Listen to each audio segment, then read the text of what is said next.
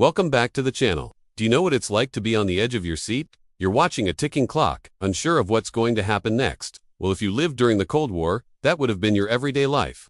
The Cold War was a tense standoff between two superpowers, the United States and the Soviet Union, who never fought each other directly but spent decades competing for global influence after World War II. It was a battle of ideologies, capitalism versus communism, and it was one of the most nerve-wracking periods in history.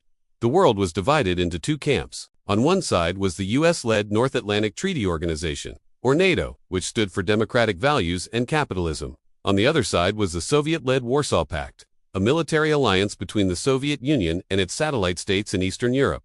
As tensions grew, so did the threat of war.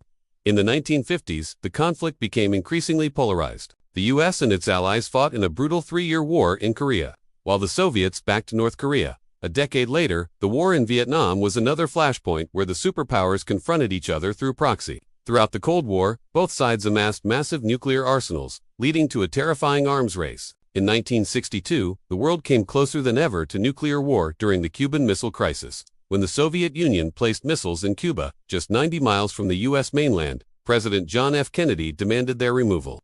After 13 days of high tension, an agreement was reached. The Soviets would remove the missiles in exchange for a U.S. pledge not to invade Cuba. But the competition didn't stop there. The two superpowers also battled for supremacy in space. In 1957, the Soviet Union launched the first artificial satellite, Sputnik, which sent shockwaves through the U.S. President Dwight Eisenhower called it a, quote, Sputnik moment. 4 years later, the U.S. landed astronauts on the moon. After 4 decades of living on the edge, the Cold War finally ended in 1991 when the Soviet Union collapsed.